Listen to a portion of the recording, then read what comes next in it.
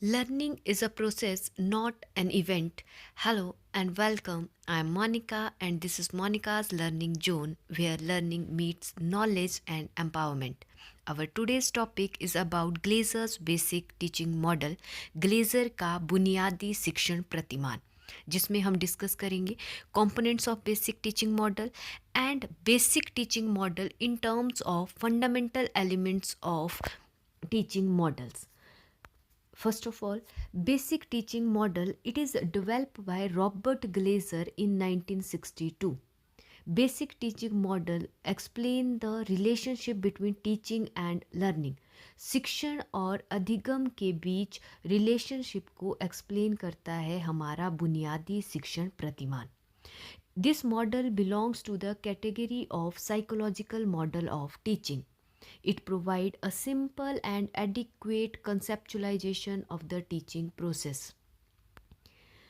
First of all हम बात करेंगे components of basic teaching model के जो कितने कंपोनेंट्स हैं, या हम बात कहें तो स्टेप्स भी इनको कहा जा गया है.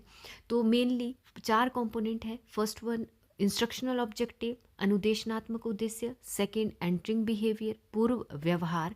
थर्ड है इंस्ट्रक्शनल प्रोसीजर, अनुदेशात्मक प्रक्रिया. और फोर्थ वन है हमारे पास परफॉर्मेंस असेसमेंट, निष्पादन मूल्यांकन. ये चारों के चारों कंपोनेंट्स इंटर रिलेटेड है एक दूसरे के साथ. तो जो फर्स्ट वन है that is the instructional objectives, अनुदेशनात्मक उद्देश्य. इनको also known as task description, कार्य विवरण, are those objectives which the students are expected to achieve upon completion of a part of instruction. जब एक इंस्ट्रक्शन प्रोवाइड करवाई जाएगी उसके बाद ये एक्सपेक्ट किया जाएगा कि बच्चे जो हैं ये चीज़ लर्न कर लेंगे. These are formulated in behavioural terms, मतलब स्टूडेंट्स की परफॉर्मेंस के आधार पर इनको हम फॉर्मुलेट करेंगे. सेकेंड है एंटरिंग बिहेवियर, पूर्व व्यवहार. Entering behavior, it is to determine the entering behavior of the learner before giving instruction. मतलब जो आपने इंस्ट्रक्शन देनी है उससे पहले हम जो है entering behavior को डिटरमाइन करेंगे.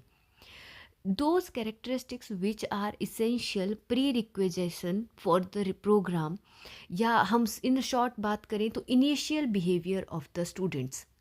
इसको जो हमारे पास एंटरिंग बिहेवियर है इसके लिए हम पीके टेस्टिंग भी करते हैं, प्रीवियस नॉलेज टेस्टिंग, जिसमें कि हम कुछ क्वेश्चंस आप पूछ सकते हैं, या कोई आप कहानी सुना सकते हैं, या आप कोई कथन प्रस्तुत कर सकते हैं. अपने जो लेसन है, अपनी जो इंस्ट्रक्शन है, या अपनी जो टीचिंग है उसको स्टार्ट करने से पहले आप बच्चों को स्टार्ट करेंगे और साथ साथ में उनका जो इनिशियल बिहेवियर है उस पर्टिकुलर टॉपिक के बारे में उसको आप जज करेंगे कि हाँ इसको इस टॉपिक के बारे में इतनी नॉलेज है.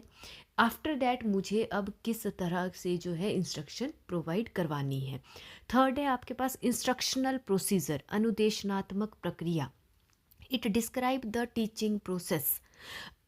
जो इंस्ट्रक्शनल प्रोसीजर है, थर्ड कंपोनेंट है, वो पूरी ओवरऑल जो इंटरेक्टिव फेज़ है उसको डिस्क्राइब करता है कि किस तरह से हमारी टीचिंग प्रोसेस जाएगी, जिसमें हमारे पास आएंगे मेथड्स ऑफ टीचिंग, या टीचिंग स्ट्रेटजीज, या द टीचर स्टूडेंट इंटरेक्शन. इसमें ओवरऑल हमारे पास जैसे फॉर एग्जांपल अगर हम बात करें कि आपका लेक्चर मेथड चल रहा है, या डिस्क्रिप्शन हो रही है, क्वेश्चंस आप कर रहे हैं, एग्जांपल्स आप दे रहे हैं, साथ में आप टीचिंग एड का यूज़ कर रहे हैं, बच्चों की कितनी आप इन्वॉल्वमेंट कर रहे हैं, आपका जो एनवायरनमेंट है वो कैसा है, मतलब टीचर ओरिएंटेड है या स्टूडेंट सेंटर्ड है.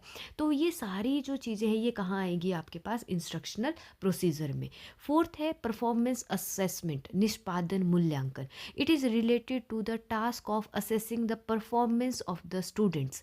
अब देखिए हमने स्टार्टिंग में कुछ इंस्ट्रक्शनल ऑब्जेक्टिव्स बनाए. अब उन इंस्ट्रक्शनल ऑब्जेक्टिव को अचीव करने के लिए उनके लिए हमें स्टूडेंट्स की परफॉर्मेंस को असेस करना है. वो वाला पार्ट आएगा अब परफॉर्मेंस असेसमेंट में. It is consist of the test and observation used to ascertain how well the students has achieved the instructional objectives. ये क्वेश्चंस की फॉर्म में भी हो सकता है, आप ऑब्जर्वेशन कर सकते हैं, आप उनको कोई टास्क दे सकते हैं.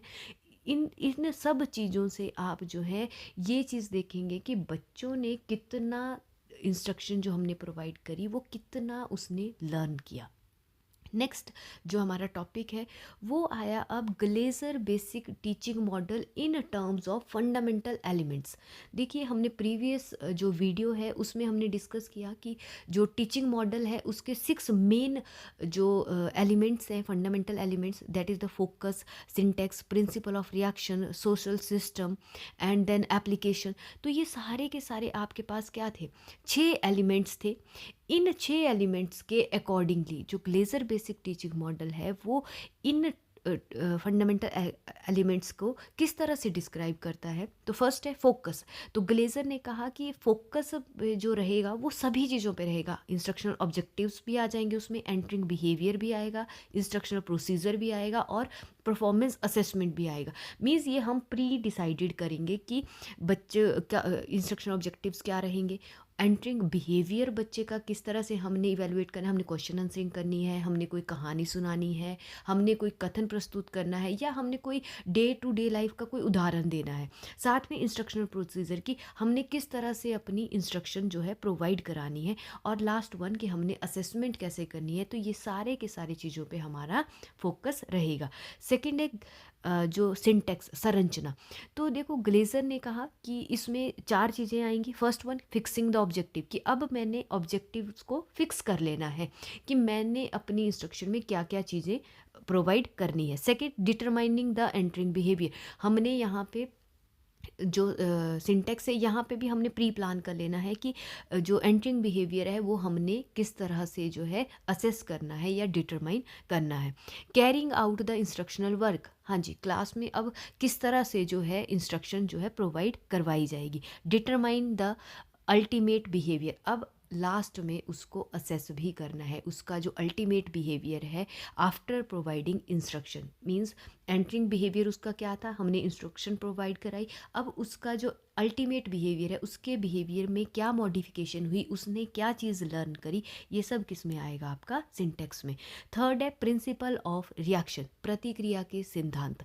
इसमें 3 प्रिंसिपल उन्होंने दिए। First principle of interdependence, principle of active involvement and principle of follow up. First principle of interdependence means teacher and student interrelationship. Second principle of active involvement, student as well as teacher दोनों की active involvement होगी। और principal of follow up कि कितना उस चीज़ को follow किया गया। एंड फोर्थ वन है सोशल सिस्टम, सामाजिक प्रणाली। यहाँ पे देखिए जो ग्लेजर बेसिक टीचिंग मॉडल है वो teacher dominated and classroom climate oriented जो टीचिंग मॉडल है, क्योंकि इसमें जो टीचर है वही फॉर्मुलेट कर रहा है ऑब्जेक्टिव्स, वही इंस्ट्रक्शनल स्ट्रेटेजीज को डिसाइड कर रहा है और वही टेक्निक्स डिसाइड कर रहा है इवैल्यूएशन के लिए। स्टूडेंट्स क्या हैं, रिसेप्टिव हैं, ठीक है, वो जो टीचर ने डिसाइड किया बच्चे उसी तरह से रिएक्ट करेंगे।